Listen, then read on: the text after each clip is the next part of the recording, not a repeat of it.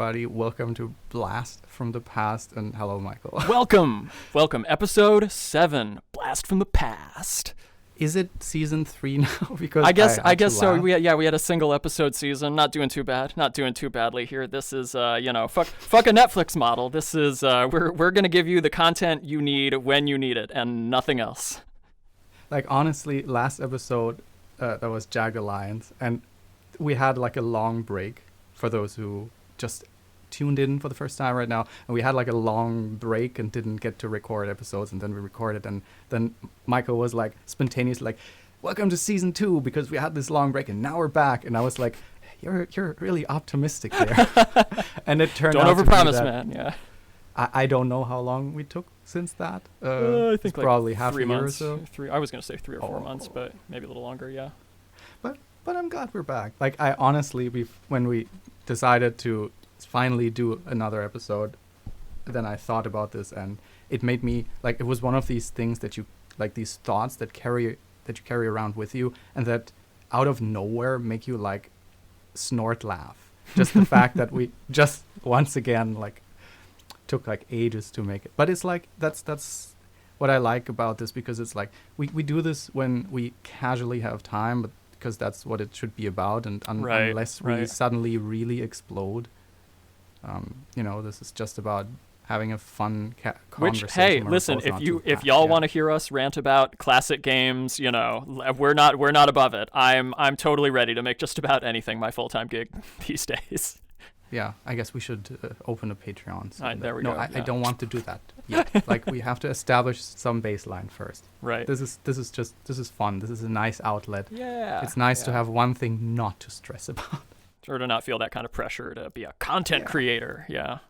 Speaking of Patreon, you just started one, right? I do. I mean, we could save that for the end, but I did. Yeah, I've been, making videos for a while now, and I figured that like it's finally time for me to see if I can, escape the wheel of pain of having to work full time for a marketing company and do this YouTube, podcasting, whatever content creation thing full time. I would really love to. So yeah, I've started a Patreon, patreon.com/Michael Saba. It's actually going pretty well so far. I'm a lot further than I thought I would be, considering it's only been out for like a week.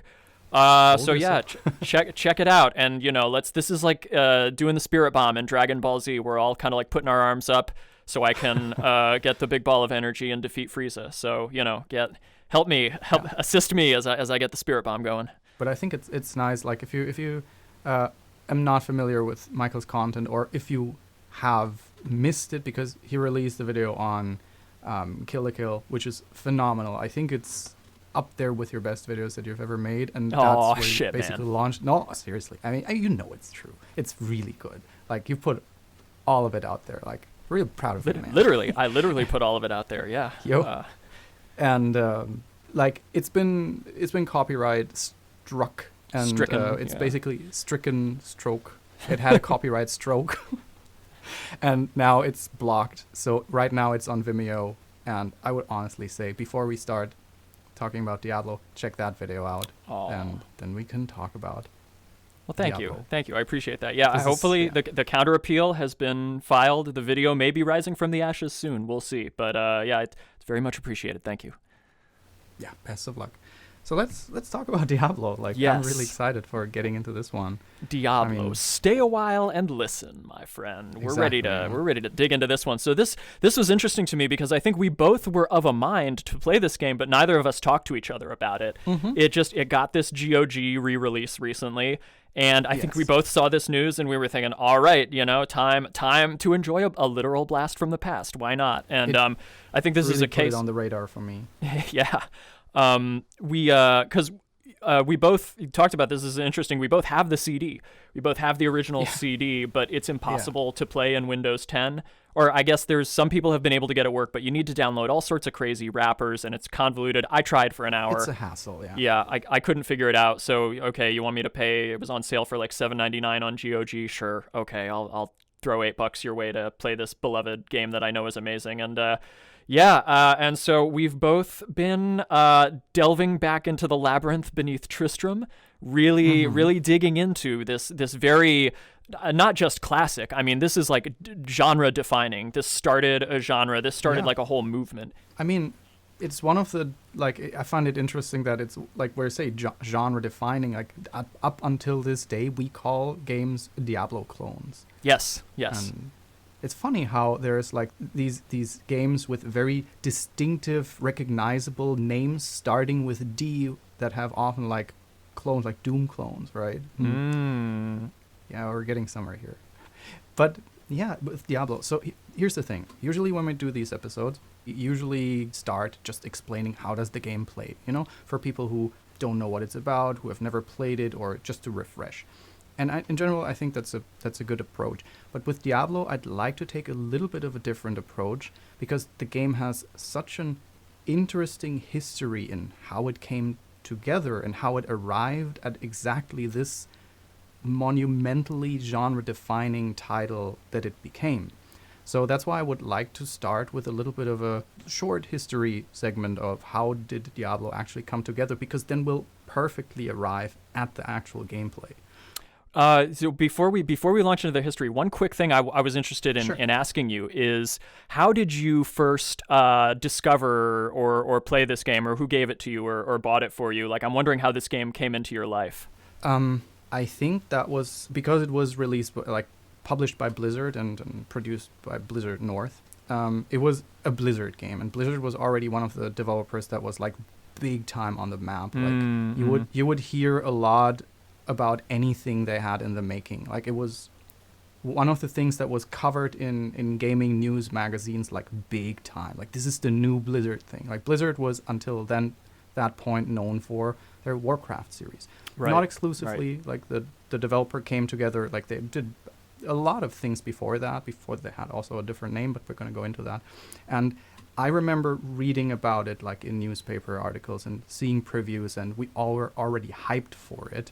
And there was just something about this game having like a much grimmer setting. Like, the visuals in the magazines just looked so atmospheric that me and my friends could not wait to get our hands on it. And I actually do remember, like, the only store that sold PC games like really fresh that were just released was like one town further away, and I had to drive there with a friend with a bike and get it. But we were like super hyped for it. Like, we were like sweating when we arrived and sweating even more, and then we came back and put it in our drives and installed it. And we're like, I don't know, probably really smelly, kids sitting in front of the computer and just couldn't wait until we booted up. That was basically my history. How was it for you? That's an amazing memory. Yeah, I can recall seeing screenshots of it in, I think it was either like Electronic Gaming Monthly or PC Gamer, and just seeing exactly, this looked so grim, it looked so atmospheric, but the thing is that, like, my parents were cool with me playing video games, but they weren't cool with like the really dark and disturbing stuff. Like, they definitely were not all about their son playing Doom and all that. So I had an older relative, so they would not have got this game for me. I think I was like 9 or 10 when this game came out. Okay. And so they would not have got this for me on my own, but I had an older relative. This was the same older relative who introduced me to Doom, when I was like 7 years old, messed me up for life. Like, I was way too young to be playing that game, but yeah, I talk about this in one of the videos I did on Doom. But it really, like, made me a weirdo permanently. And so then, I remember being over at his house, this older cousin of mine, watching him play, just literally seeing the portal to hell opening on the computer and thinking, oh my God, this is the coolest thing I've ever seen. Like, I need to play this game now. And he let me have it. He let me borrow it. And so thus began a lifelong love affair. I don't know what else to call it. That's so interesting. That kind of put this to attention to me, that actually, like, there's another real close connection to Doom again that I didn't even see before, but that was also like a little bit of a remnant of the Satanic Panic. Oh, I mean, 100%, Diablo with its with its, kind of Christian inspired, like it's not really Christian, but it's like definitely Christian coded satanic. It's like a kind of like a everything. Teutonic medieval grim Yeah. forest kind of Central European Germanic kind of thing. Yeah, and you definitely have some devil worshipping themes going on in that game, and that also really taps into this rebellious attitude of like, young gamers at the time that just wanted to, be edgy and cool with playing like the dark stuff that you're not supposed to. Like in your case, you were not supposed to play this game. Right. Just the fact that my parents didn't want me to do it made it like, well, now I gotta see what this shit's about. Like, you're gonna tell me I can't do it? No way.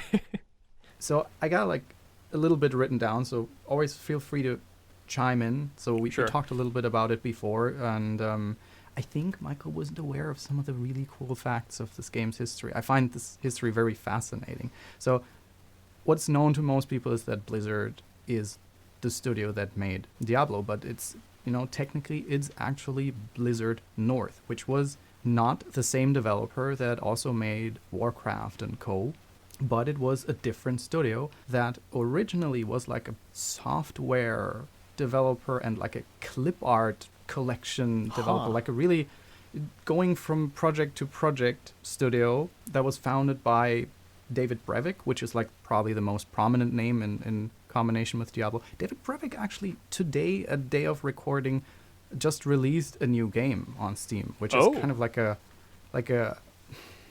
it's always described as a hybrid between, or like a marriage between a Terraria and Diablo. And it's like totally his passion project, and he's still fully in that. Really recommendable. Yeah, and the game is called It Lurks Below. It just came out, and I played it in early access, and it's actually really fun. But yeah, let's not sidetrack. David Brevik is one of the founders, and I think they're Germans, like Erich and Max Schäfer. Sounds pretty German. Like three people founded the company Condor in 1993.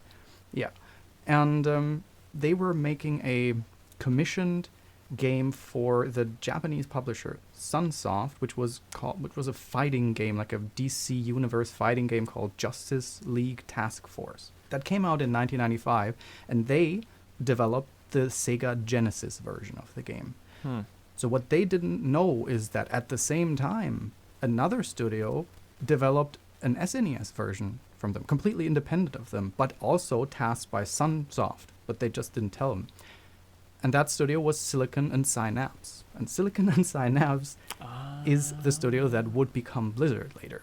That's right. And when they met at a con at some point, they talked and found out, hey, we're working on the same game for the same publisher. So that's where their contact first Wow, what a way to established. find out. Oh my gosh. It's really funny. It's at that point, Diablo didn't yet come together, but that's where like David Brevik and I think it was Bill Roper first met. Bill Roper is still like a chief figure at Blizzard. And after this, like David Brevik, there's a really good game developers conference, post-mortem on Diablo, where David Brevik talks a lot about this. And he had a game concept in his drawer that it's actually publicly available, the original concept for Diablo. And he always wanted to make this game, which was strongly inspired by Moria. Like, Moria is basically a roguelike. Yep. That is, based on Lord of the Rings, I think without a license, or that kind of simulates a little bit of going down into the mines of Moria. And one of the things it's an evolution of NetHack, right? Like it's someone took Yes. NetHack as a base and basically just gave it a Lord of the Rings skin. Exactly. Bill Roper, I actually have a quote here from Bill Roper.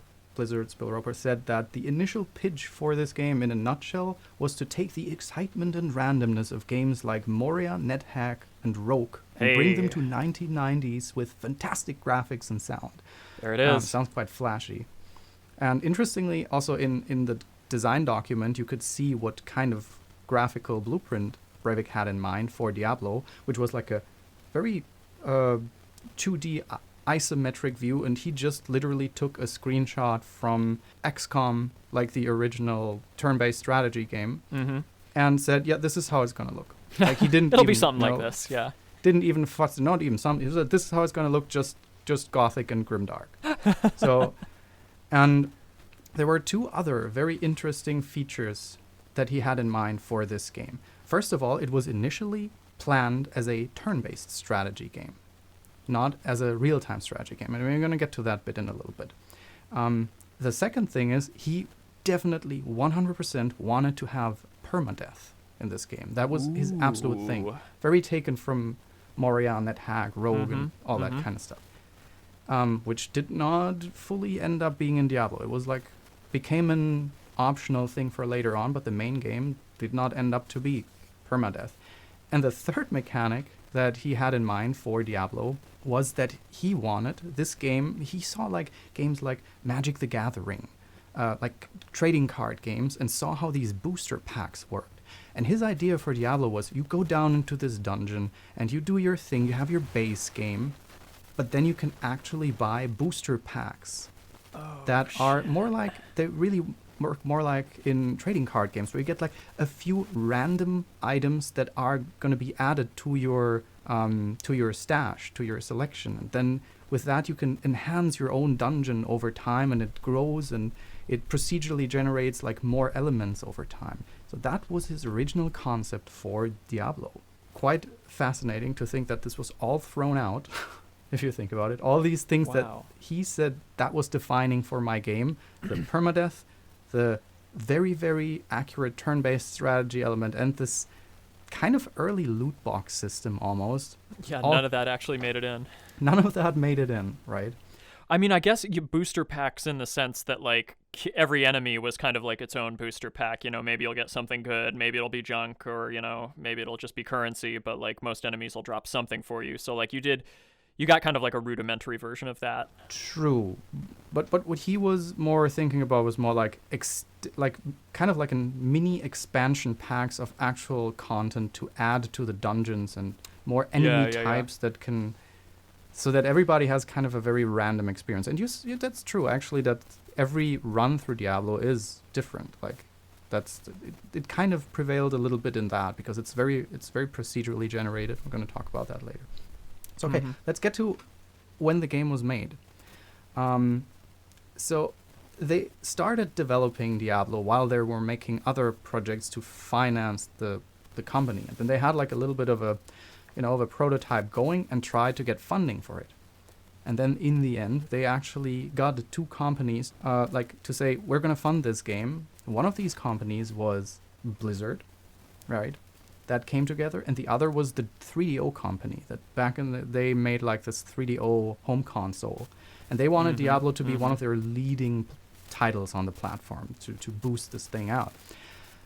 And 3DO actually offered them twice the amount of money, but David Brevett said, we went with Blizzard because the chemistry worked better. They seemed to understand what we were doing, and he was so into his artistic vision that he rather wanted to work with people who understood his vision than people who gave them twice the amount of money.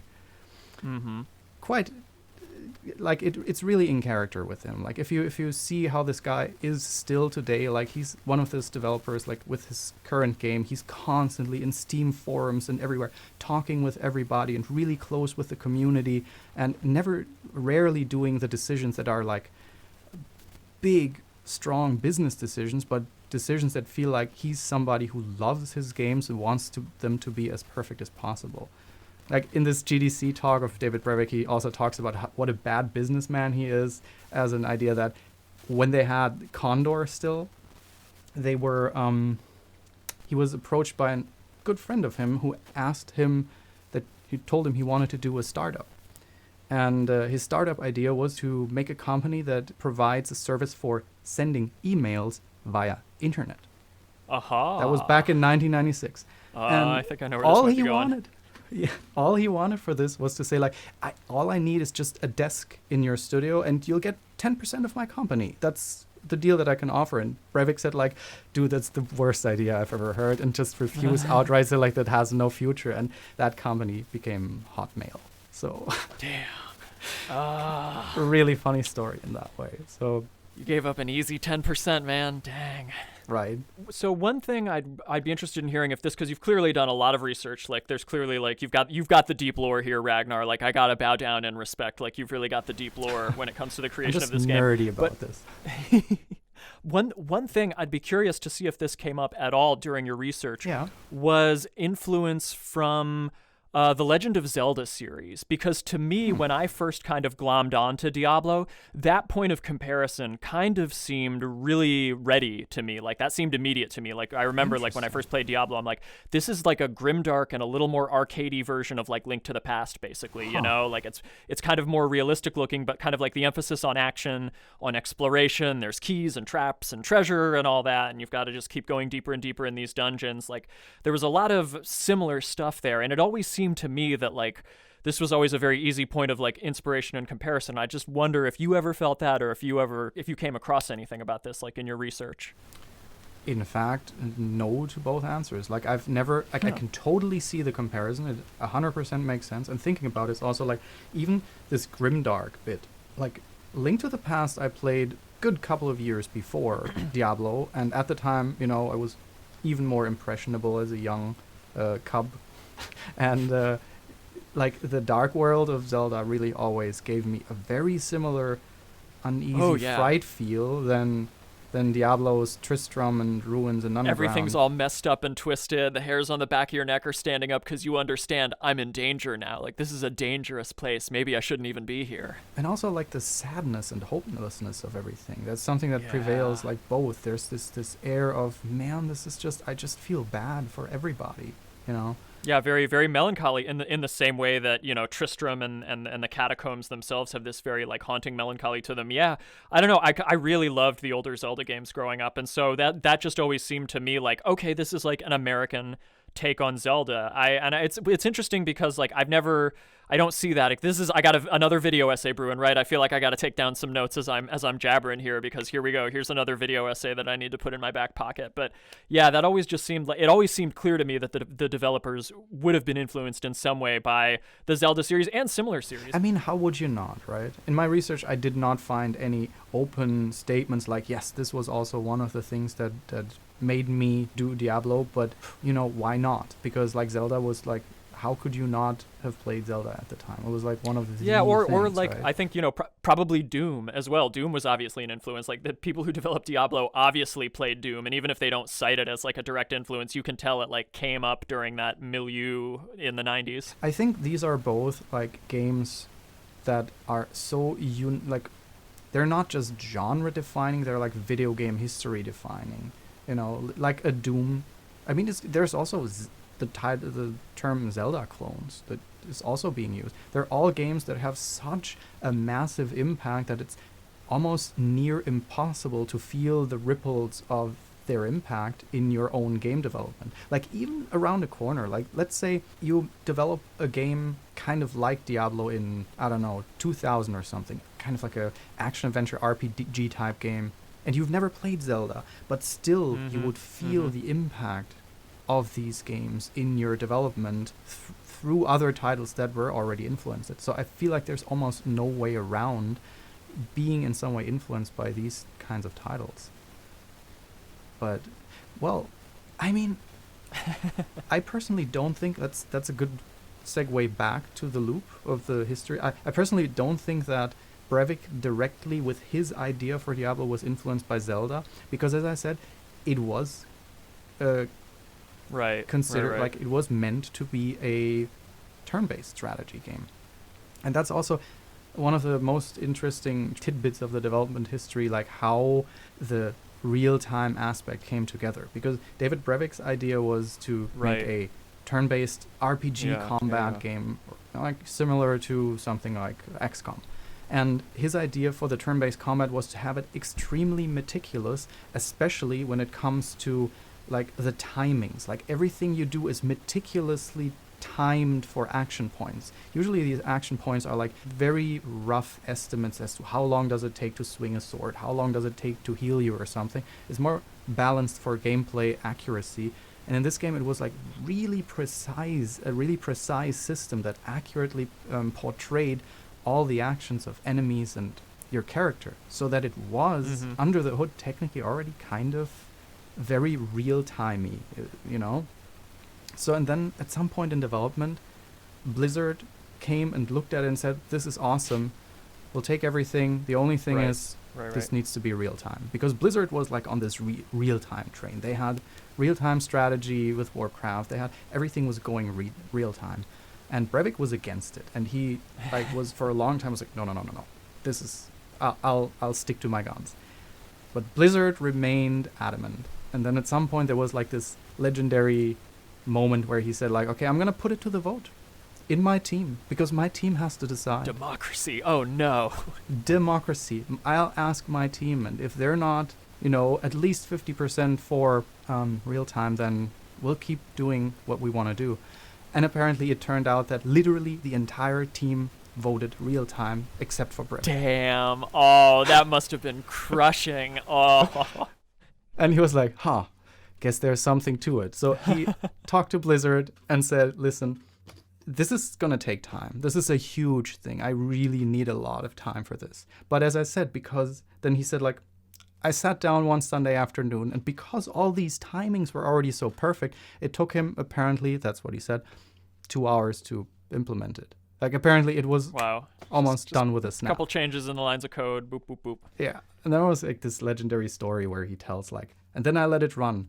And then there was this skeleton, and I clicked on it, and I smashed it down, and it fell, and everything worked. And I was like, whoa, this is a new genre. Like, this is how he tells a story. There was this magic moment of a new genre was born this very moment. He felt it, the repercussions. The genuine light bulb going off moment, yeah. The rest is history, basically. Huh? And if you think about that, so many of these decisions, there were so many like hair-thin decisions that made Diablo into what it is today. And each of these, wouldn't they have been in there, it would probably have not become the big, massive success that it became. Like, if that would have been on the 3DO, Diablo wouldn't be such a massive impact on video game history today, Absolutely. And yeah, and there we are in real time. And then Diablo came out in 1995, and it was an instant financial, commercial, critical fan smash hit. Like, Diablo was in that year the most sold game ever. In 1995. Was it 95 or 96? I thought it was 96. 96, you're right.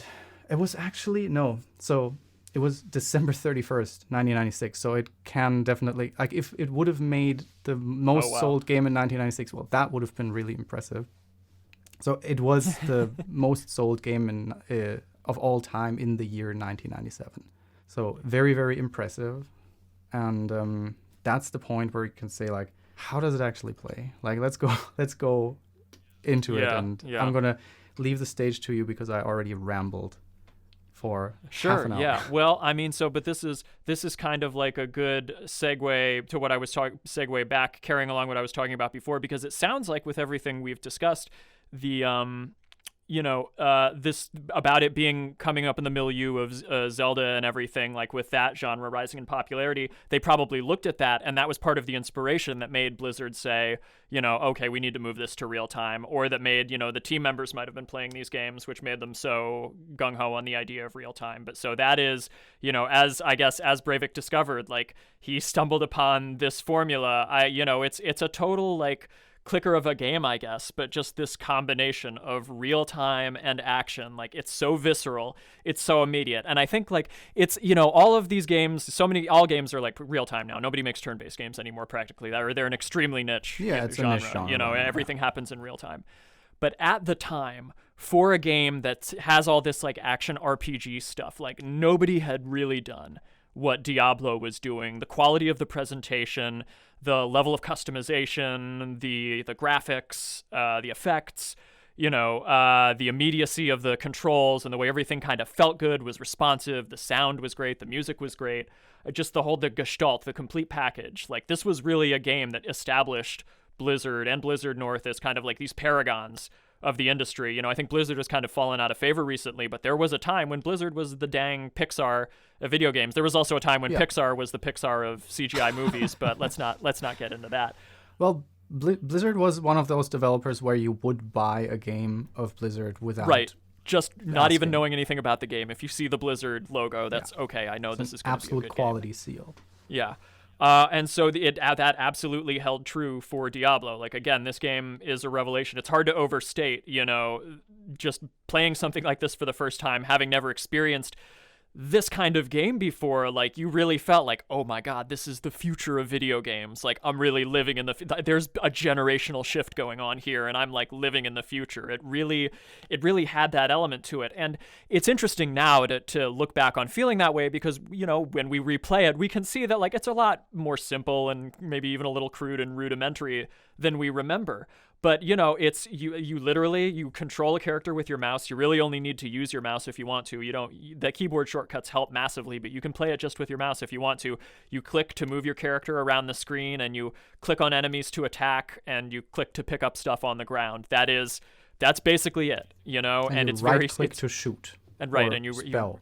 Or right click to cast spells. And that's you go as far as you can, you dive down into the labyrinth and go as far as you can, and then you come back to the surface and, sell your extra treasure and upgrade your equipment and repair and get more potions and scrolls and whatnot for the next journey down, and then you go again and repeat the loop. And, I know we both talked about this, but I was so struck by the fact that, like, oh my God, here it is. It's the same gameplay loop I've been doing since goddamn 1996. It's Borderlands, it's Diablo, or not Diablo, it's certainly the later Diablo games. It's Destiny. It was the recent Shadow Warrior game. Like, here it is. The action looter, the loot and shooter, like this formula. Here it is, like the pure crystal meth, incarnation in its like purest primal form. I love it. I can't say enough nice things about it. Which is interesting, like, because when we talk about this type of genre, we're gonna go into that in a little more detail, but I'm gonna say this up front.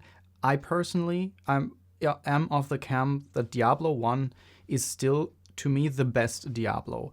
And roundly agreed. Yeah. We both like independently. We were like, so I think this actually might be the best Diablo, thinking that we're about to like blow each other's minds, and it's like, just total agreement here. Well, here's the thing.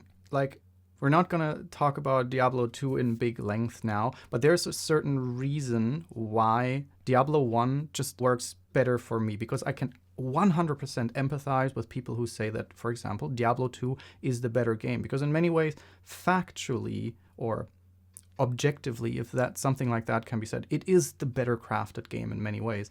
But Diablo 1 still had this formula of the looter, of the going down into the dungeon, going back into the town, selling stuff, collecting stuff.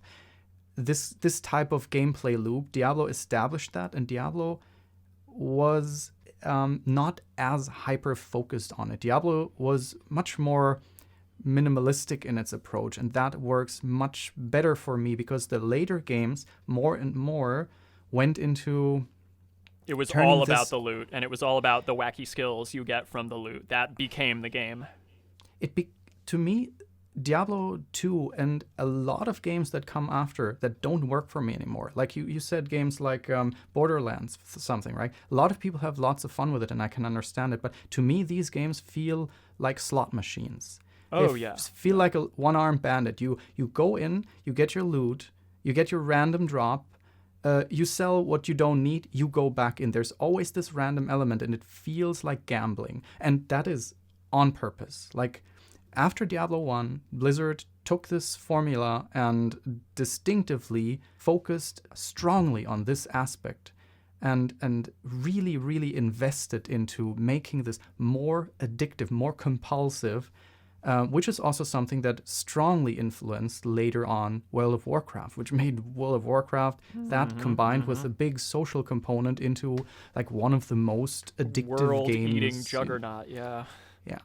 But you know what? Let's stay in Tristram. Let's go at it from the very bottom. Like, let's get those guitar jangles, guitar tones boots coming on in. the ground.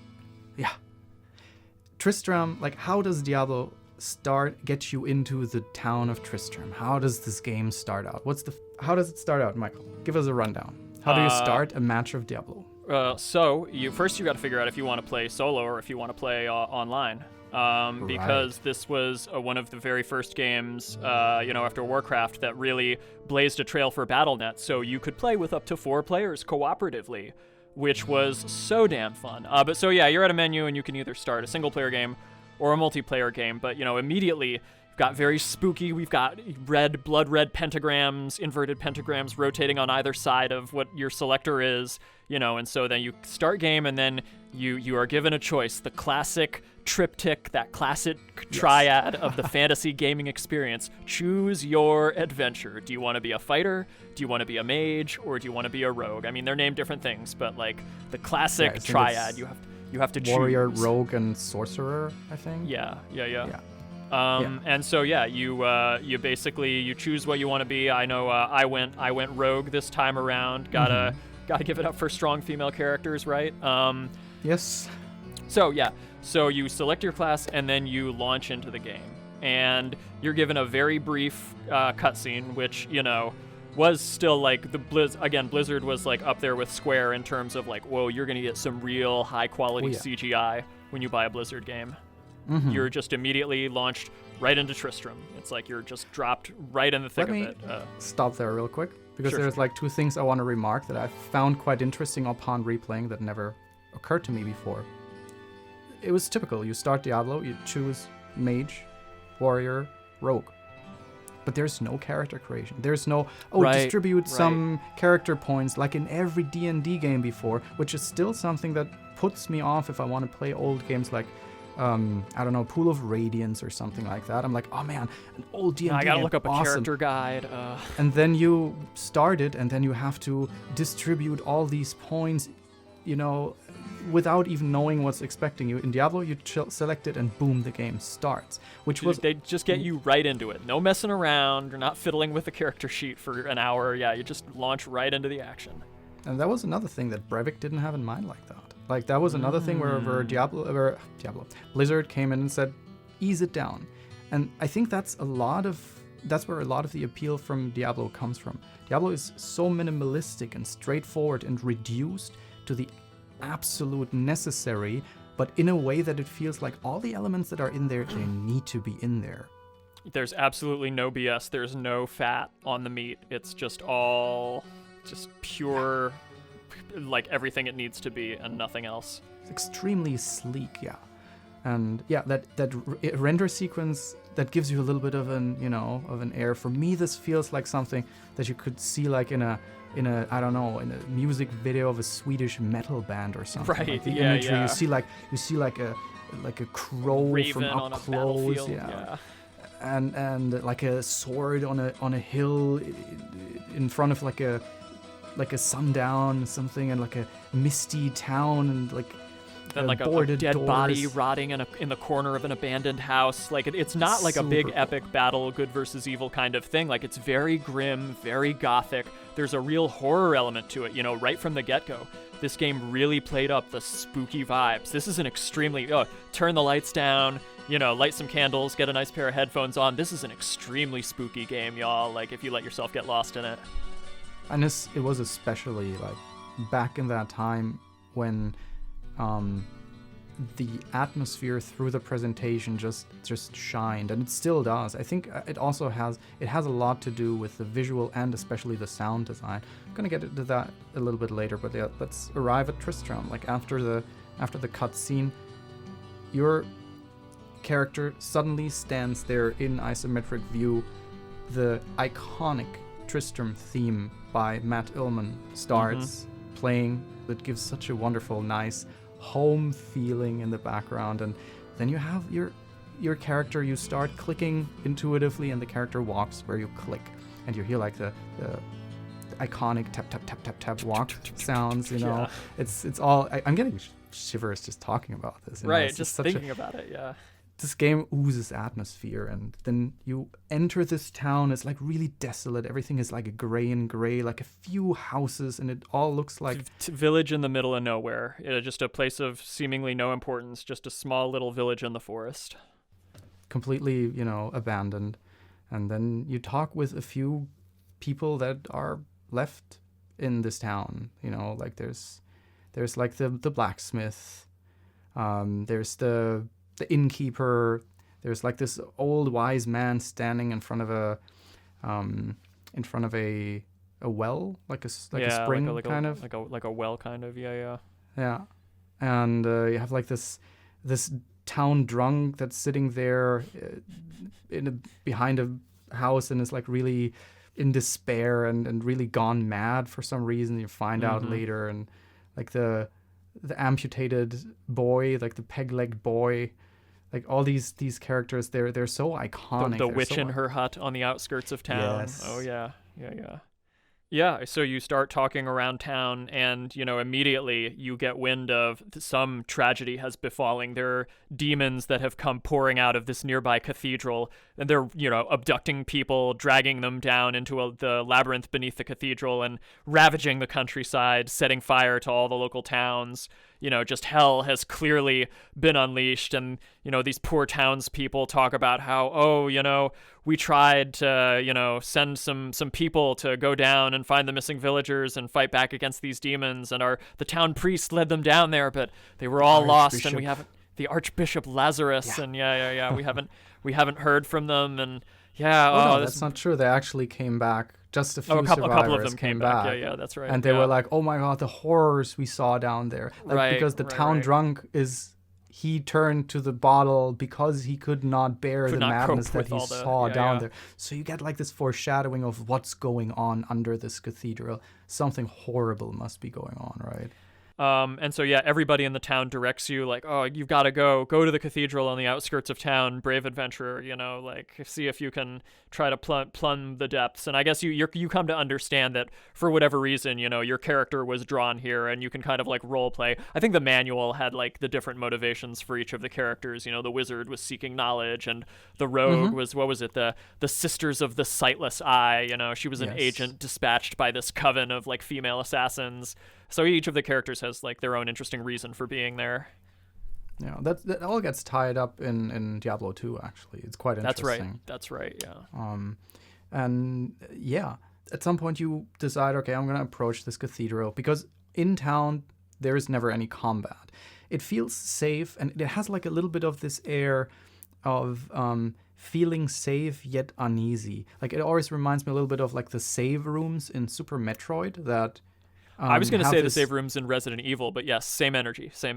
Very similar energy because the mechanics tell you you're safe here, the music tells you you're safe here, but there's also like an air of uneasiness there. I actually once made a video about this exact phenomenon, which I call like, usually video games condition you with their sound design into, emotions that are appropriate for what happens. Like if you, for example, get like a level up or something. You get usually something that is empowering or motivating, that kind of stuff. And it conditions you to trigger these emotions immediately through an audio, visual, or audio cue. And these kinds of refuges, like the Tristram in Diablo, or like the Super Metroid save room theme, or also Resident Evil also has like this eerie air about it. It conditions you to feel a positive emotion, like there's a German word of Geborgenheit, which is like you feel kind of safe and protected and comforted. But also still a little on edge, a little uneasy. But it conditions us exactly with a medium that conveys unease. So it really confuses your inner world of feelings. You get really conditioned to feel uneasy while safe. And I think that it says a lot about the philosophy of this game. Yes. You're never safe. You're in a dangerous place, and you always need to be on edge. Exactly, yeah. So you approach this cathedral, and here we get the first procedural element of the game, because the game, every time you start, there's like a seed being, a die roll cast, and the entire dungeon, it's 16 levels down, gets randomly generated. And in some playthroughs, you see like a dying soldier lying in front of the cathedral. Then you can talk to him, and he says like, "Please, listen to me. The Archbishop Lazarus, he led us down here to find the lost prince. The bastard led us into a trap. Now everyone is dead, killed by a demon he called the Butcher. Avenge us! Find this Butcher and slay him, so that our souls may finally rest." And so this soldier dying there The Butcher. Only, yes, he only lays there if this iconic enemy, the Butcher, is in this run. If the soldier doesn't lay there, then you won't encounter the Butcher in this playthrough.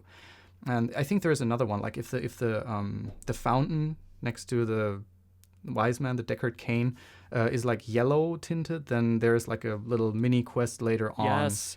There's all sorts of quests and enemy types and, all of these little goodies, treasures, unique treasures. There's all these elements of randomness that you just might not see depending on which kind of dungeon gets generated for you. So talk about replayability, right? Like you're so incentivized to like, oh, I'm going to check it out as another class because there might be all sorts of stuff I didn't even see. Mm-hmm. Exactly.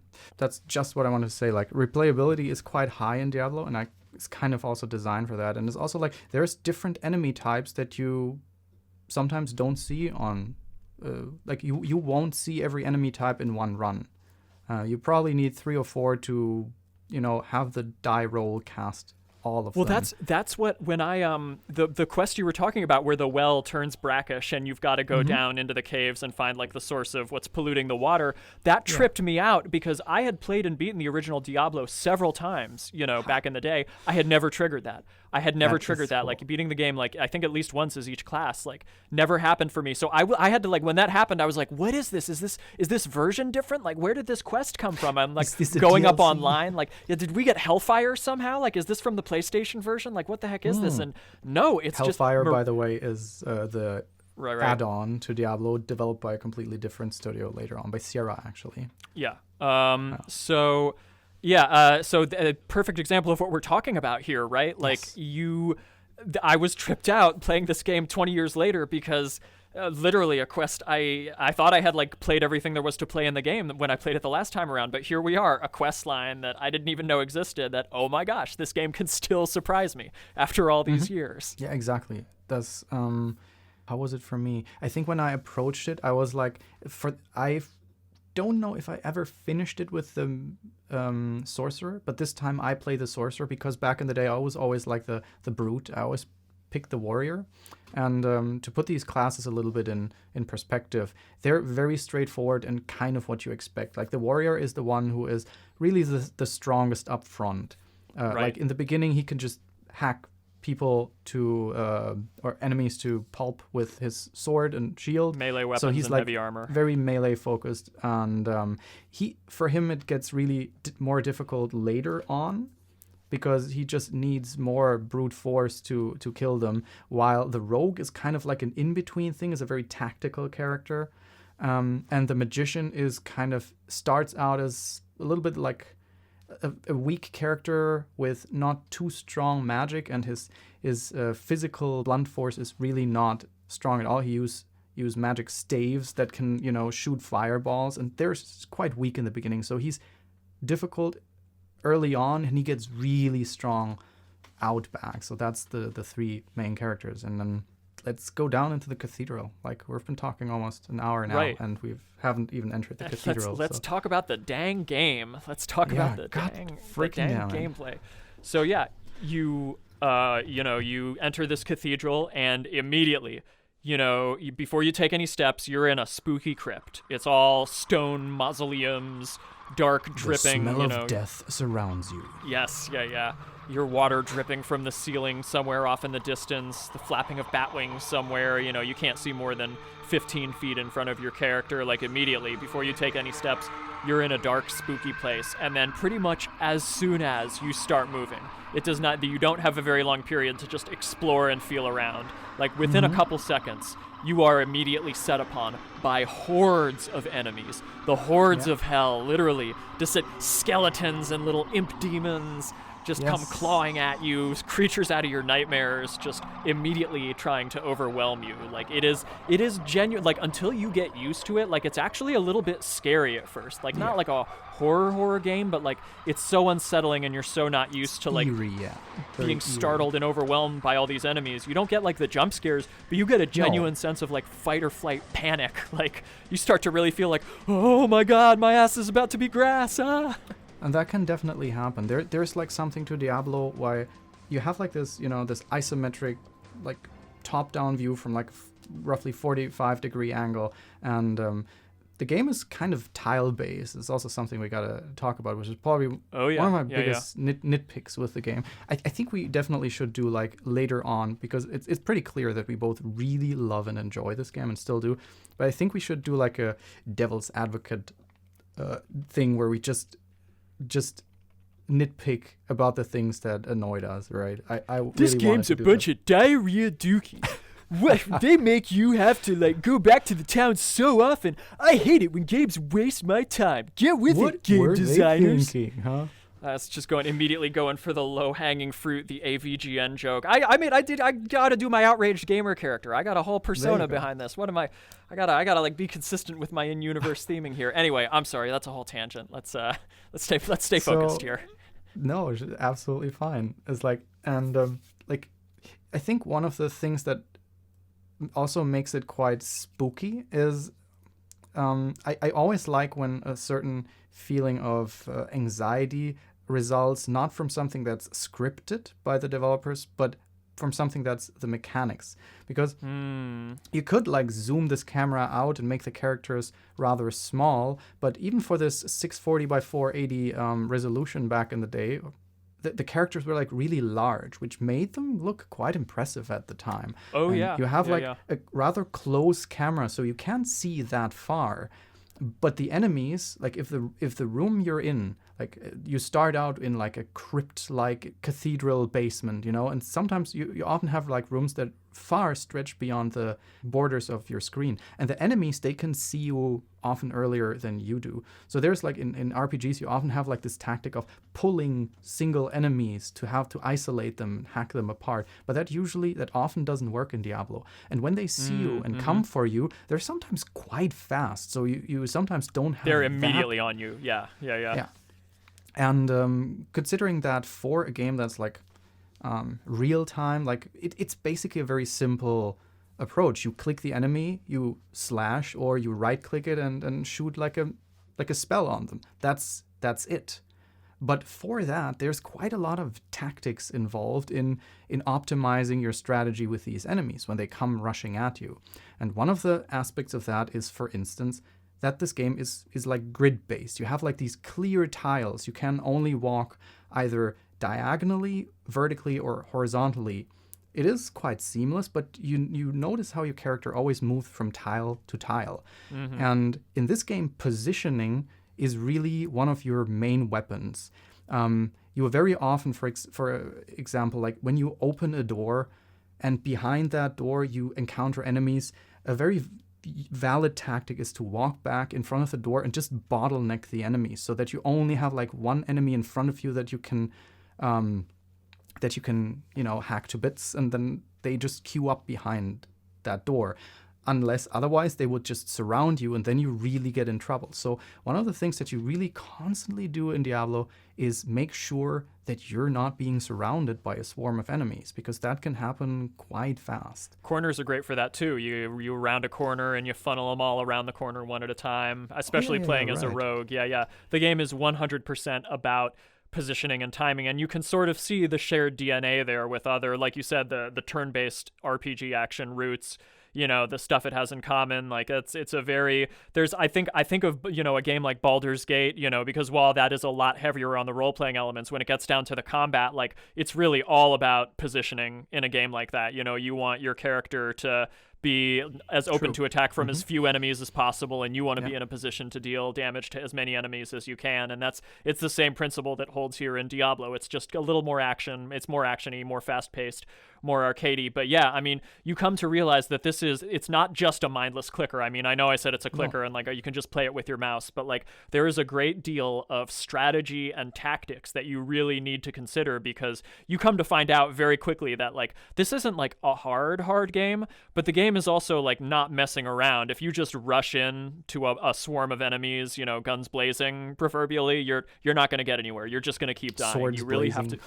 Yeah, exactly. Yes, bow blazing, or what would you even call that? Staves blazing. But yeah, you really need to be purposeful and intentional about like how you approach obstacles and traps and monsters, or you're gonna keep dying over and over again. Like the game is very good at rewarding the player and like keeping you going in that way, but it's also very good at punishing the player and letting you know when you're doing something wrong. I think one thing that the game really does extremely well, and that goes again in line with this what I talked earlier about, this sense of false security, is like in the gameplay. The game often lulls you into this is easy, like into a false sense of progression, because in RPGs you are often quite frugal with resources like potions and to like magic potions to increase your health points and your mana. Those are the two main resources. And I gotta also talk about Diablo is an amazingly designed UI. The UI of Diablo is so optimized to perfect usability. What you see is the bottom of your screen. You see like this quick bar slot where you can place 8 items, and usually this quick bar slot is full of potions. And then left and right to that, you have 2 like big glass balls that contain like a liquid, like a red liquid on the left side and a blue liquid on the right side. That's your health points and your mana. And this is what it's all about. But usually, like in games like Baldur's Gate, you want to see that you don't overuse your potions. Like they're mostly expensive for the first half of the game, and you want to be like really frugal. In Diablo, you take hits, you drink. That belongs to the combat, and it's instantaneously. This quick bar has like 8 slots, and you press the buttons 1 to 8 on your keyboard, and it immediately freshes up. There's no build up or something. You click it, and your HP is right there. There's no animation of drinking or anything. So in that you get a little sound effect. Glug, glug, glug, glug. That's it. Yeah, exactly. And in that sense, you go into these combat encounters, and you will unavoidably take some damage, especially with the warrior. With the mage, for example, or with the rogue, you both try to avoid more damage, but with the warrior... A lot of enemies have ranged attacks. You just can't help it. You're going to take damage. It's inevitable. Yeah, exactly. And you keep drinking, and in a way, this feels very intuitive. You rarely get into that point where it's like, oh, this is so close right now that I'm about to die, but you can just immediately drink, and then it replenishes you. And that really lulls you into a safe sense of security, because you will not get into the situation where you're like, oh my god, I don't think I'm going to make this now regularly. How could I pull out of this? You usually have enough drinks to kill the swarm of enemies and then, retreat back into town and refresh your... It encourages aggressive, risky play. It encourages the player to be a little bit more aggressive. It empowers you to do that, because if there was a big, overlong potion sipping animation, or especially if it could be interrupted by enemy attacks or something, that might make it more like realistic, might make it more like RPG. It's, oh boy, another system to interact with. Like I'm sure some people might really like with, but it would detract from the pacing and the flow of the game. It's like you said, much like the UI only shows you what you need to know. Like the game is kind of like designed to funnel you, even if you don't know what you're doing. Like the game funnels you towards the correct way to play, right down to the potions just being instantaneous use, in order to, like, there's no breaks in the action. You don't have to pause. You can just keep plowing forward. Yeah, exactly. And what that does is, and I'm finally getting to the point that I've started building up 30 minutes ago, is like... This is how we do it, guys. This is how we do it, y'all. You're on a journey. You're on a journey with us. The way you die in this game is usually when you come in situations where suddenly you did not expect such an onslaught of attacks, where it suddenly gets way too fast for you to react, and then bam, you're on the ground. Like, if you die, then it usually is like catching you completely off guard. And that's what I wanted to get at. This is the closest it comes to a jump scare that arises from the mechanics. See how long ago I tried to build that up with hundreds of meandering scenic routes there, but there we are. And I think this is a very good way of creating anxiety in the player without it being like some I don't know, some loud sound and some image that is scripted and jumps the player in the face or something, because in that moment you really feel stress, and then it's like, oh my god, bam, and there you are. I would argue there's one other jump scare, but you know the one I'm talking about. It's the aforementioned Butcher questline where there's this big scary demon you got to go after. There is a moment where you come upon, like, you get a little shadow glimpse of what's inside. You can see like all sorts of like tortured bodies, and you're like, oh my god, what's behind this door? If you don't know what's coming, as soon as you open the door and you see this like grisly carnage inside, there's this gigantic hulking demon with a big cleaver in its hand, and you hear like blasting into your eardrums, fresh meat. Yeah, and this the thing just iconic starts line. Fresh meat. barreling down at you, chopping away at you. You'll probably die the first time you fight it just because it's so overwhelming. Like, that is the closest I came. Like, I genuinely, I had to like nope out of the game the first time I played it. I was so freaked out, like, oh, what just happened? Yeah, exactly. But that is kind of exactly what I described there, right? Because the feeling, jump scare comes from suddenly there is something that is so much stronger than everything you've expected so far, and it just overwhelms you. To clarify a little bit on how the dungeons work, like basically we said, like, you go down into the cathedral and then you enter a clearly procedurally built dungeon that has like paths that you explore, and you have chests laying around and different hallways and different rooms, and at some point you will find like a stairway that goes down into the next level. So theoretically, if you are in level 1, it can be that the randomizer puts the stairs to level 2 almost right next to level 1. And right, there's nothing that stops you from going down into level 2. But you haven't collected enough experience points, you know? Through killing enemies, traditionally you gain experience points, and every time you level up one of your 4 character traits, which is strength, dexterity, magic, and vitality. What else? Vitality, yeah, of course. Yeah. So it's each of the is a main attribute for one of the characters. Strength is the main attribute for the warrior, increases his damage. Dexterity is the main attribute for the rogue, increases her damage. Magic for the sorcerer, and then vitality is how many hit points you have. Yeah, and magic increases really mana, directly goes into mana. Like there's also like this. There's some items, like you have like, you know, your item bar. You can equip relatively few items for a role-playing game. That's also something that has been, you know, really reduced down to the most necessary. You can equip a weapon, a shield, or a 2-handed weapon for both hands. You can equip armor for your body. You can equip a helmet. You can equip an amulet and 2 rings, and that's it. Yeah. No belt, no trousers, no boots, no gloves, no necklace. Exactly. Yeah, wait, there's an amulet, but yeah. Very minimalistic, very straightforward, approachable. And sometimes there are items, like, for example, a certain sword that needs a certain level of strength. Or with the sorcerer, there are certain spells, for example, that need you to have a certain level of magic, but usually magic is what increases your mana. So it's all very, very transparent. Like, you really understand the system quite fast. But here's something. This game is not complex in the amount of shit that it throws at you, but the game is deep. Like, it has depth, because the systems that it has, the resources that it gives you, you can collect money, you have mana, you have health points. Those are basically the only resources, the only currency in the game that you have.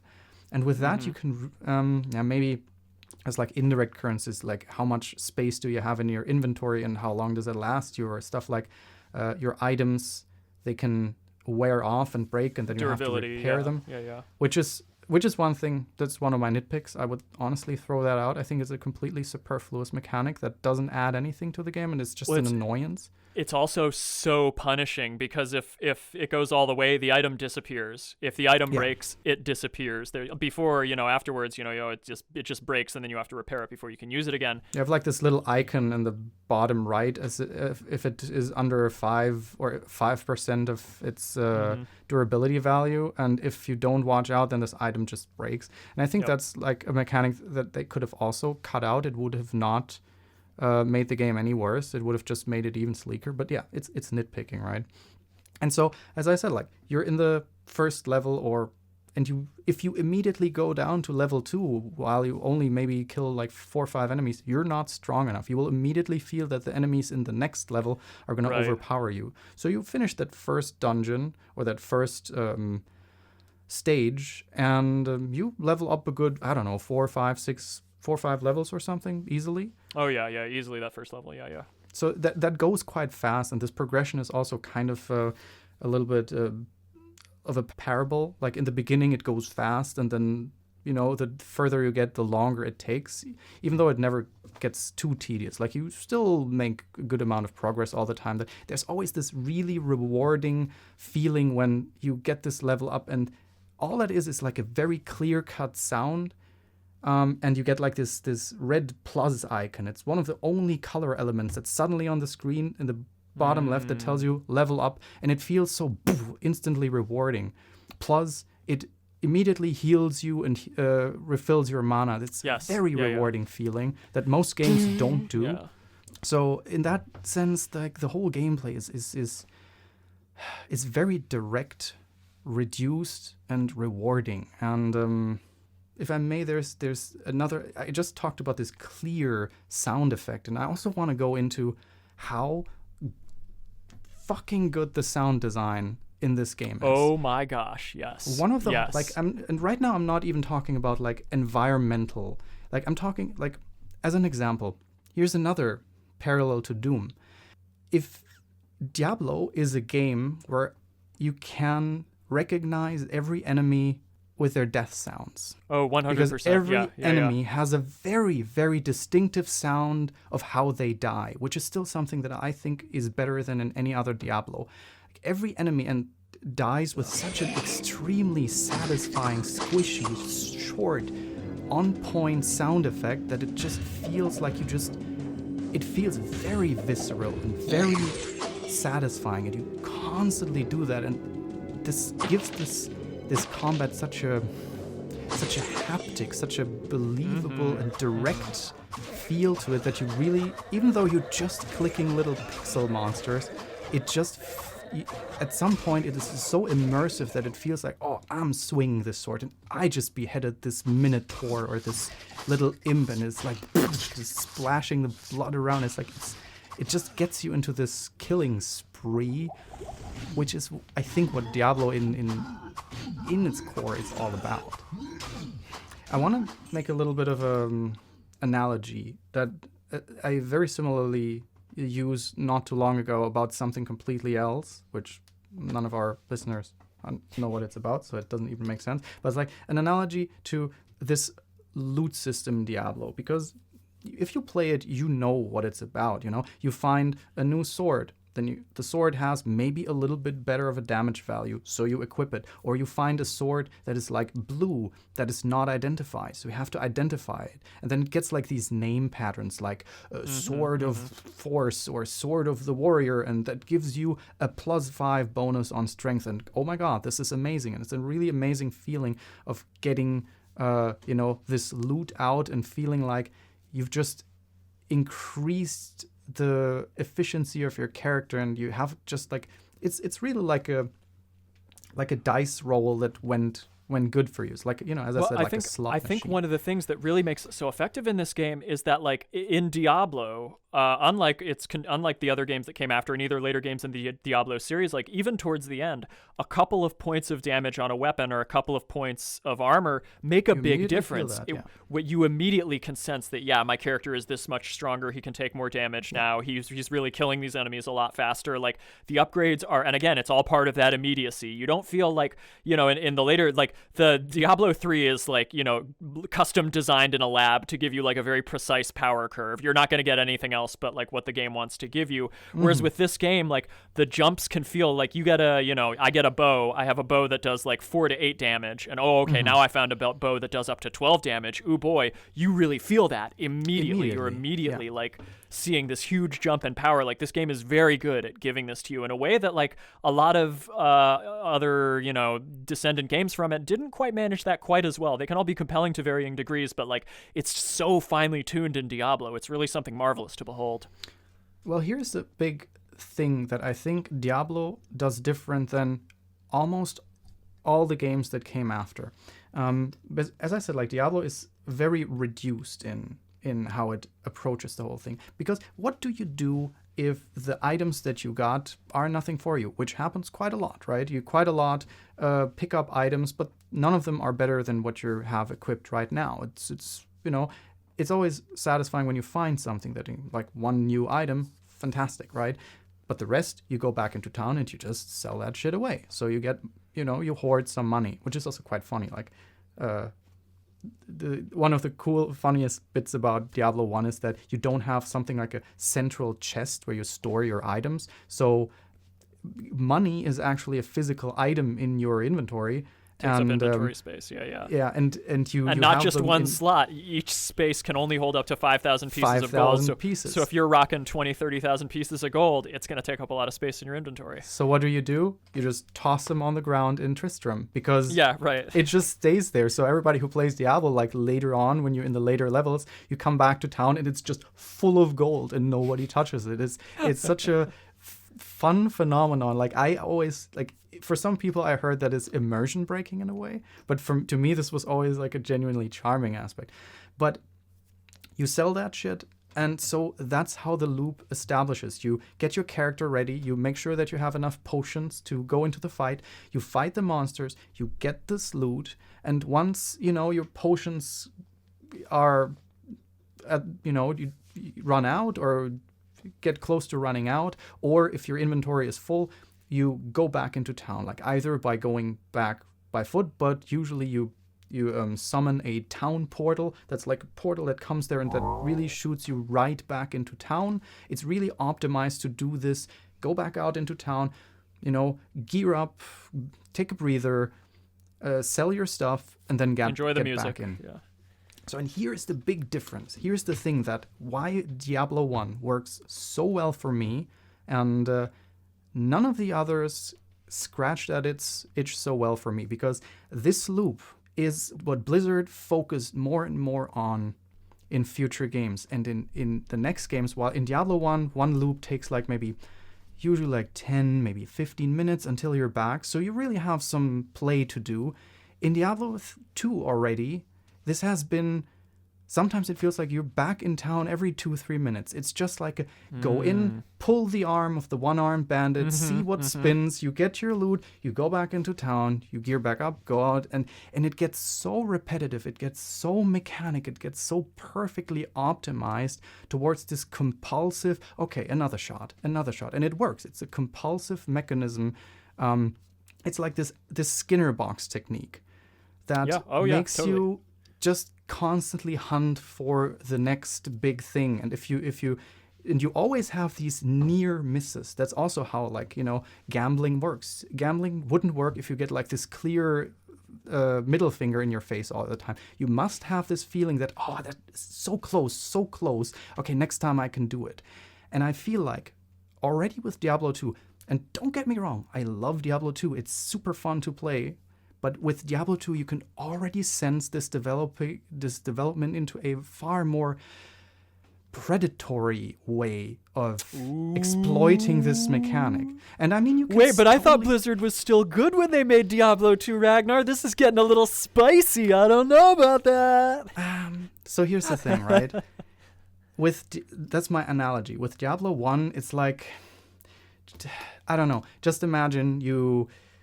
For the first time in your life, you, try out a drug with some friends, and it's like, that's nice. That was a good feeling. That was cool. Man, let's do that again. And a couple of weeks you do that again, it's like a chill hangout. And Diablo 2 is the guy who comes in, man, this stuff feels so good, and everybody wants to do it. Let's make that into a business.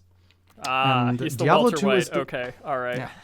Diablo 2 is the one where it's kind of still charming, where you're still like the corner boy who sells some weed on the sides, and it's just, and then it goes on, harmless rascal about in town, World of Warcraft. You're already deep into Breaking Bad, where it's right. World of Warcraft is like season 4 of Breaking Bad, where Blizzard really started showing their teeth.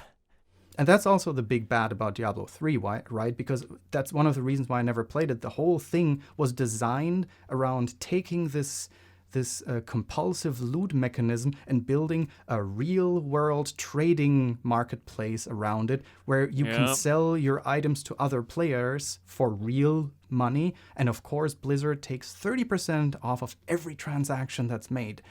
And you could immediately feel that this whole game was only designed around loot. Like in Diablo 3, they even took away your possibility of manually choosing your character values that level up with each level. Because everything is about loot and everything is about microtransactions and making money. And Diablo 1 is still the game for me that shows how this kind of system can be done in an ethical way. Yes, let's get to it. We said we weren't going to talk about the later Diablo games that much, but this is it. This is kind of like we kind of came to this independently, so it's not like we are conspired to deliver a talking point here. But let's be real. If you replay Diablo now, it will become immediately apparent to you how creatively impoverished Blizzard became with Diablo 3 and, pretty much everything they've done afterwards, how everything is all about, sparkle and the Skinner box loop. And that's pretty much it. When you see the refined, distilled essence of Diablo 1 and you realize that, man, they're still doing it. They're still doing it in Diablo 3. They've just kind of really kind of stripped it down even more in a weird way. And like you said, made it all about loot. It's hard not to so it's always funny to me that now there's been a lot of bad news recently. Blizzard has had all these layoffs and there's all this bad stuff coming out about problems with the company's upper leadership and everything and corporate interference from Activision. But it was always funny to me that people cite this, see this as something new, because I felt like with World of Warcraft and then especially with Diablo 3, it was really clear where Blizzard's priorities were, design-wise, company-wise, culture-wise. It was clear that they saw themselves as a profit-making entity, that they saw games as a way to yes, they would be cultural events and cultural touchstones, and South Park's going to do an episode about them because they're such big hits, but these are huge friggin' cash cows. That's what this is about, and everything is kind of designed to that end. And no wonder that this game, obviously it's very fresh in my mind, but I realized replaying this that Diablo 3, I couldn't even really tell you what that game's about. I know you're on some kind of globe-trotting thing to defeat Diablo, and basically you're doing the greatest hits from the first 2 games. Someone should write a dissertation called The History of Capitalism in Video Games Through the Lens of Blizzard or Diablo. They're a perfect case study, right? It's like a vertical slice in some ways, and that's kind of what we talked about before, where it's there is still great gameplay in between, but it gets tainted by so much money making stuff, and that's kind of what I so enjoy about Diablo 1. That Diablo 1 is this game that you can feel that is by a group of passionate video game lovers that want to make a great video game. Literally a company that took half the amount of money. We're talking about $600,000 versus $1.2 million, which is a shoestring budget if you consider what a massive smash hit Diablo became. Right. And this is a company that said no, we're gonna just not take $600,000 more because we feel like our game would be more like what we envision. And this spirit is in so many ways lost in modern Diablo. Oh yeah. Well, this is what we've talked about this before on the podcast. That's one of the conditions that really helps create great art can be creative constraints, can be limitations, down to okay, we've got a budgetary limitation here, so the staff can only be this big, we can only work this long at the game, we can only put this many features and systems in it. Sometimes having those limitations and being forced design to those limitations can produce something super special, like the original Diablo. You can endlessly list titles that are phenomenal for its limitations, and a lot of these great titles came in the 90s, really, where it's like technological limitations and also like capital limitations, like financial limitations, very strongly. Think of Silent Hill, right? What was Silent Hill? But Konami wanted a cash grab on the sudden popularity of the Resident Evil formula. Right. And they had what the team suddenly did with their shoestring budget was not what Konami really wanted, but it became like, because of many of the limitations, turned out to be one of the genre-defining, not just video game genre-defining, like horror genre-defining works. Right. Indeed. So, Indeed. So, how about we go deeper down into the dungeon? Like, how does the progression?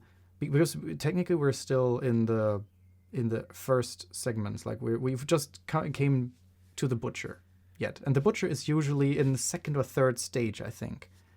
Like if you encounter him. Yeah, and so as you progress down deeper and deeper into this labyrinth, the tiles start to change a little bit. The environment changes. Like you're in a cave system now. It's caves, and there's like, I think every 4 levels the whole layout changes.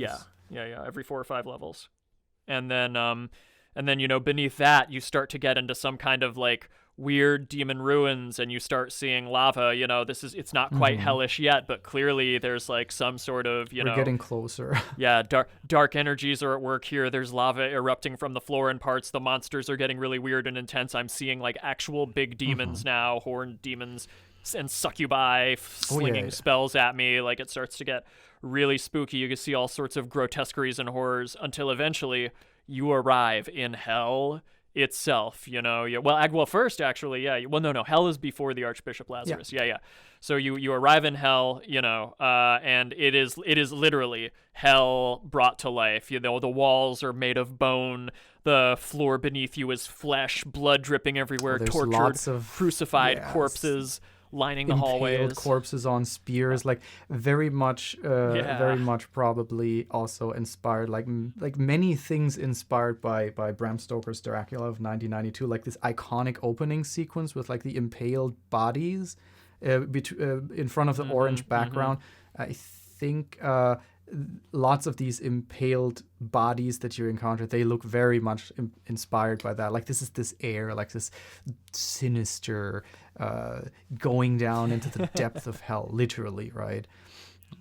Yeah. And it's also like a little bit about the lore of the game, because in later games there's much more exposition. In Diablo 2, this is also quite minimalistic. Like you basically get everything from the viewpoint of your character, and you kind of puzzle what actually happened down there together from bits and pieces that you get from different characters or from things that you like pick up on in the dungeons. And I like had no idea about the real story back in the day, because the game was even not in my native language, but I also didn't pick up on many of the things. But actually for a game like that is so straightforward on being like a hack and slash, there's actually quite a good story behind it. Oh yeah, it spins its own little yarn. But it's interesting that you mentioned this, because most of the lore is delivered to you either by conversations with the townspeople, or you'll find these tomes on stands throughout the dungeon. And when you read the tome,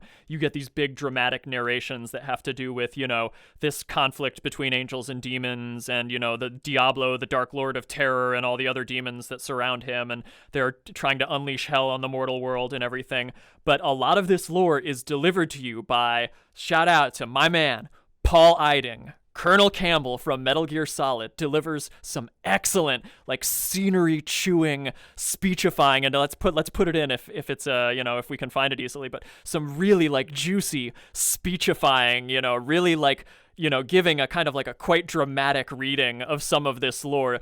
Glory and approbation to Diablo, Lord of Terror and survivor of the Dark Exile. real Shakespearean gravitas in his voice. Like, it's amazing. And this was just one more way in which Blizzard was the seal of quality, because you weren't really getting this big theatrical, almost Hollywood style presentation in most games. This was really like up several notches in terms of quality. And yeah, shout out to Paul Eiding, man. Like, rediscovering playing this game and hearing him, I was like, oh yeah, Paul Eiding, he did great voice work in this game. Heck yeah. Did not even know that. Oh, so yeah. that is something I definitely learned right. In general, like, all the characters have like so iconic opening lines. We can like let's show, here's for example the blacksmith. What? This is foolishness! There's no treasure buried here in Tristram! Let me see that. This is, for example, the witch. You're gonna hear her quite a lot if you play the sorcerer. The succubus is a demon that feasts upon the essence of mortal men. You will find that Andariel has quite an appetite. And this is, of course, Deckard Cain. Hello, my friend. Stay a while and listen. And you get so accustomed to this, like it really pulls you in. And the speakers of the main character, the protagonist, and they deliver some amazing monologues, or some when they read books that you find down in the dungeons that give you a little bit of exposition. So, like, to sum the story up real quick, because there's not that much really to say. I mean, you can technically there's a lot written actually in the manual. There was a time when you still had like a physical manual, and the manual actually gave a lot more. It had a nice thick manual. Yeah, there was a lot more exposition than you would get in the game, which was. I read it after playing it, and it gave me a good bit of backstory. But basically, we roughly brushed over it, but it's like the whole thing is very, very structured. Every 4 levels you go deeper, the scenery changes. You start with the crypt, which is basically directly under the cathedral. Then it goes down into the catacombs, as you already said. Then you go down into these lava caves, and then you go down into hell. And honestly, you can see, like, I'm brushing this over a little quickly right now because we're in quite a bit, and I think we don't want to explain every level in detail. Like, you can really play that for yourself. You probably already have, and if not, then you really should. It's really enjoyable. But then at the end, you fight the big bad. You go down into hell, and it's really like the final step into hell is like really like a cleft that like a rift that opens up in the ground, and it says like hell, like to Diablo. Yep. Yeah, you've got you're immediately set upon just huge numbers of extremely tough enemies, and there's Hell like Knights. these 4 Hell Knights and invokers, or advocates rather, the advocates, the dang old sorcerer looking Right. Mm-hmm. guys.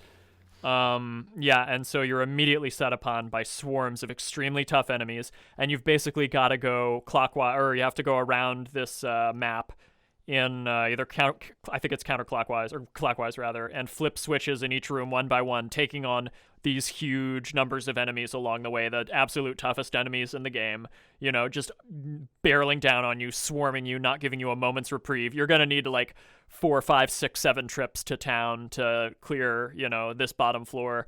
And finally, when you flip the final switch, you unleash the big bad himself, the Red Terror, Diablo.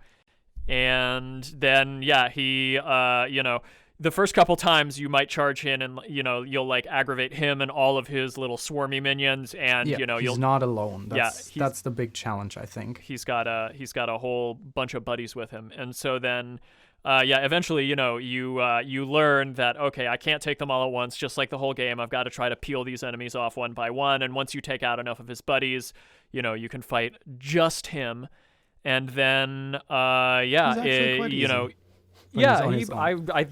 think the joke I made to you was that he fell apart like a crappy motorcycle or something, like he just totally, he went down very easily. I died a couple times trying to figure out how to peel off all the enemies properly, but once it was just, the mano-a-mano fight, he totally folded. Like, he was not very difficult at all, because the game really, like, builds you up at that point. You're very strong. Your character is very, very powerful and potent by the time you get to the end. You can take on pretty much anything at that point. It's just having, learning what the game taught you about tactics and positioning and using your different abilities to, like, get the best of these large numbers of extremely difficult enemies. Yeah.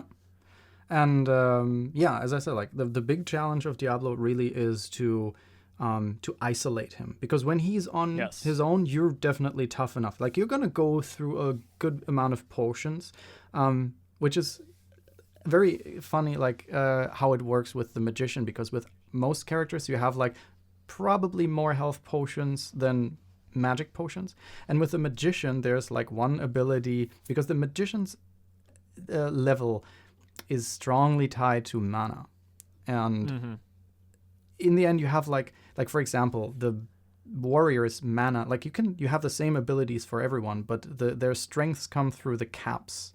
Like the warrior, for instance, every time you get like one level of magic, you get like, I don't know, 1 mana or something, and with the sorcerer you get like 2, and the warrior has like a cap at 99 mana, while the sorcerer's mana cap is like at 800 or something like that. Like, I'm just guessing, but it's really high. So the entire build is centered around mana. But there's one spell that is like the absolute quintessential thing for playing with a mage, is called the Mana Shield. Yup. And the Mana Shield is basically, you got like this, you cast it once and it lasts until either your mana is completely depleted, or you enter a new area or something. And basically what it does is you don't take damage on your health, but on your mana, and the damage is also 2/3 like just 2/3 of the original damage. And that means like, in the end, I literally did not take any health potions. My loadout for You're Diablo, the T-1000. You're the T-1000, just marching through the battlefield, mowing down enemies at that point. My loadout for Diablo was 2 different staves, because there's 2 different types of magic attacks, like fire and electricity. When you have different enemy types that are immune against other stuff. That's something I'm going to talk about in the nitpicking section at the end. But these 2 staves, one is in my hand, one is in my inventory. My entire quick bar is full of magic potions, and the rest of the entire inventory is full of magic potions. The entire inventory is blue. It looks so funny, but that's like how you really play this mage at the end.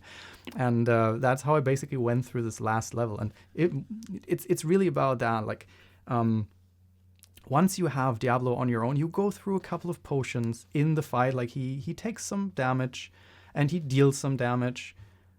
But yeah, actually pretty quickly you shoot your chain lightnings on him and just go through them.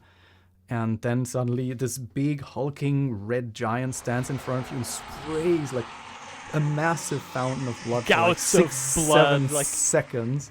Kill Bill Japanese action film style, just like a big spray. He's like, "Rah!" He's roaring as this like gigantic fountain of blood is spraying out of his chest back and hear forth. even this sound, right? Yeah, it's completely over the top. Yeah. Falls to the floor, and immediately the credit sequence plays. The final credit sequence of Diablo was very controversial at its time, because, you're fighting your way down into the depth of hell, and then you're like, oh, I just beat the evil lord. And if you don't want to be spoiled, and just click ahead for a minute or so. But you totally expect, like, I'm going to get my hero's journey, ending, all's well in the kingdom, can't wait, like, to restore balance to the land. But what happens then? Instead, you get like this first-person POV shot of, you take this gigantic red crystal out of Diablo's head, and he like shrivels and melts away. The soul stone, and you get a first-person shot of your character like looking at it, and then you jam it into your own forehead, and you get a shot of your character like rearing back in pain and screaming, the gem like blazing in your forehead.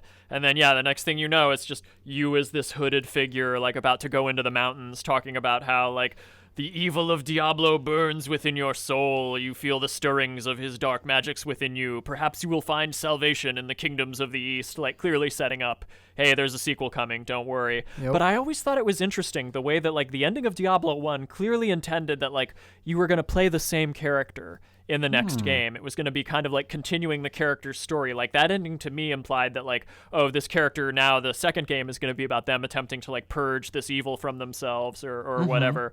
But the second game ended up being about like, oh no, you're kind of like following in the first game protagonist's footsteps, who eventually becomes Diablo, and they become the big bad that you have to beat, which is interesting in its own way. But I always thought it would have been cool if like they had kept what it seems they had originally planned, where like you would just continue on as this like cursed being carrying Diablo around in your forehead. Yeah, basically that's what happens Diablo. Like your character that you played in this game is whoa, big surprise, you have like this gemstone there, and the decision to be like, hey, let's take this thing and instead of, I don't know, put it in a sack or something or toss it in a river. No, you know what? The best idea is to jam it into my own head. That's where I can contain Diablo the best. Nobody could have foreseen that would go wrong, right?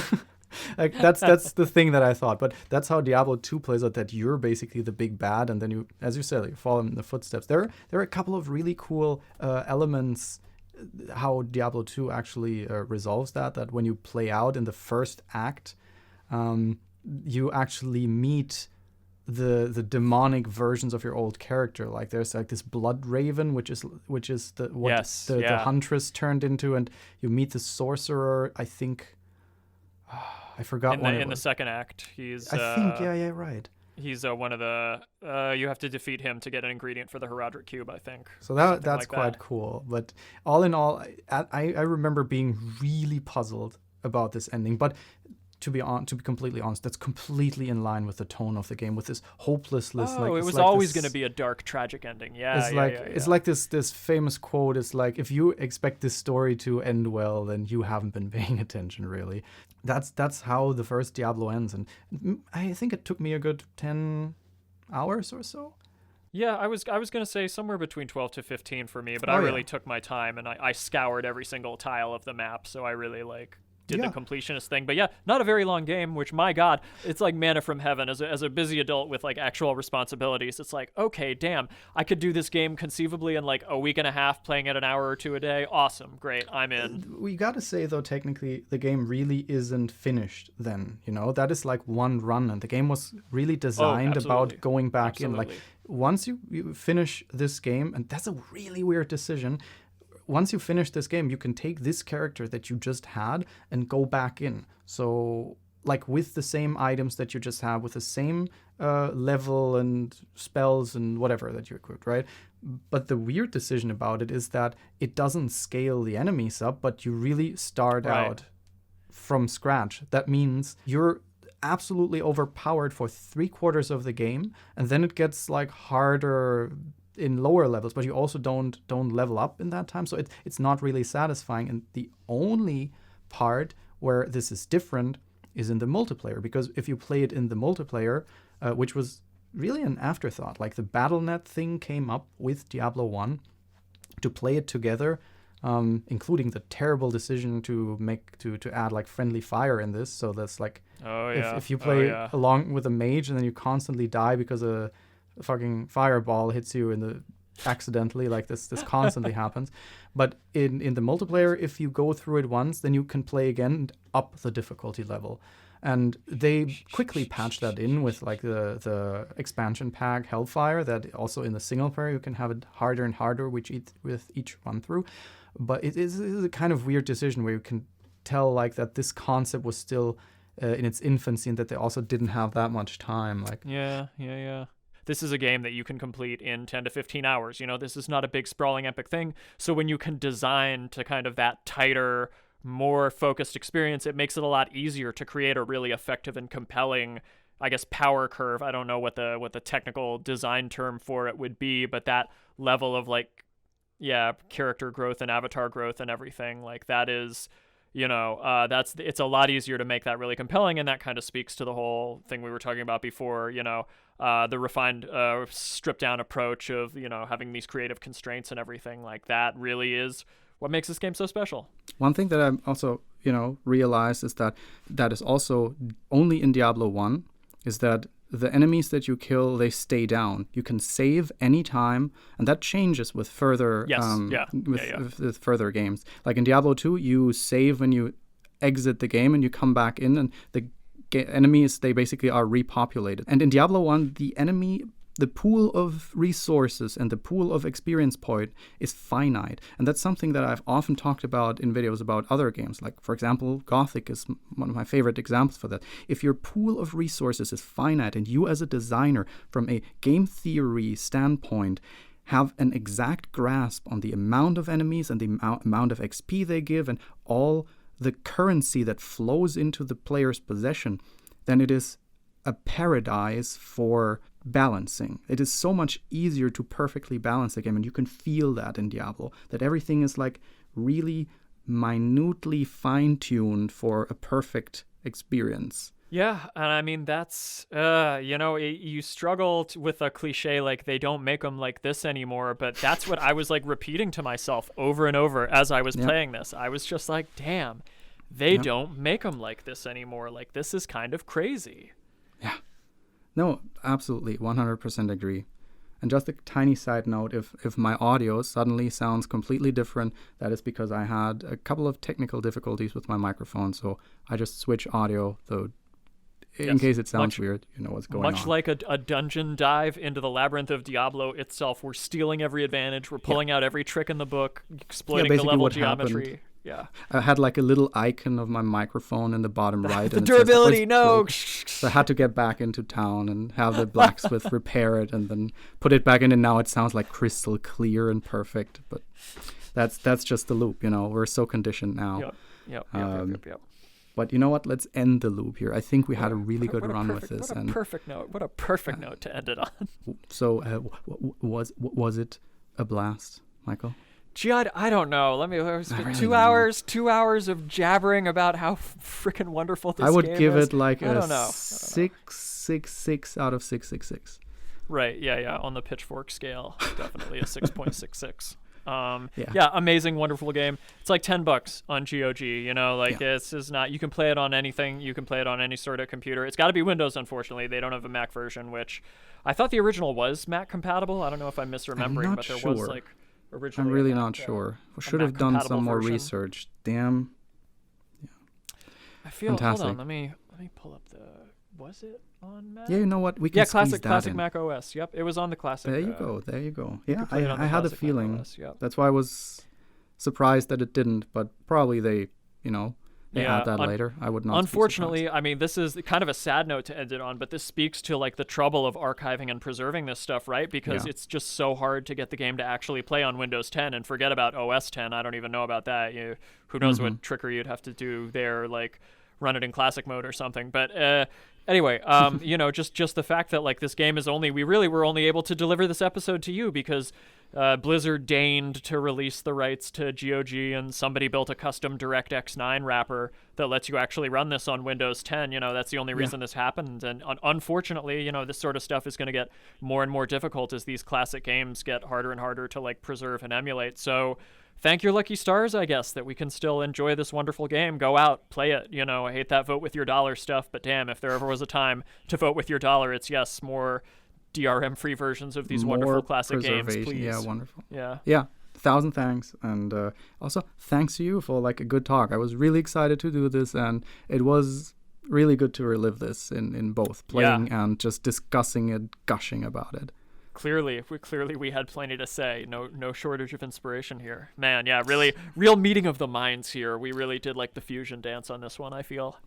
Well, you know what? With this, I would honestly say let's look forward to season 4 of Blast from the Past. Season 4 coming soon.